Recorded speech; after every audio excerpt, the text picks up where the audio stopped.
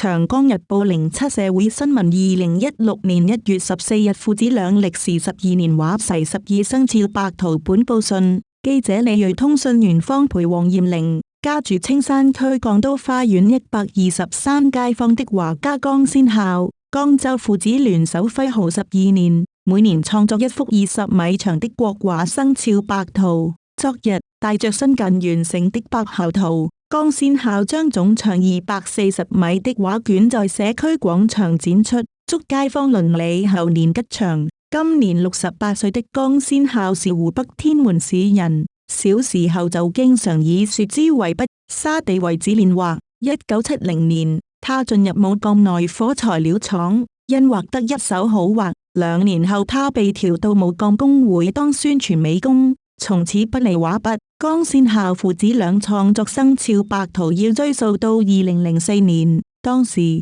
江先孝和幾個老哥們在一起品思想畫，期間他拿出自己閒暇時畫的幾幅雞圖給大家欣賞。一位老友說：明年就是雞年了，你何不畫一幅白雞爭鳴的長畫卷來紀念？為了畫100隻不一樣的雞，江先孝經常去菜場、養雞場觀察雞的形態，有時候他會半夜起床，就為了看一眼公雞打鳴。2005年初，在兒子江州幫助下，白雞圖問世。隨後經朋友建議，本就酷愛創作的江先孝萌發畫齊12生肖的想法，於是畫生肖成了他每年的必修課。據了解，每幅20米長卷是由10多張畫裝裱拼接而成，期間廢掉的畫數以千計。在12幅生肖畫中，雞年畫得最多，有391隻雞；蛇年畫得最少，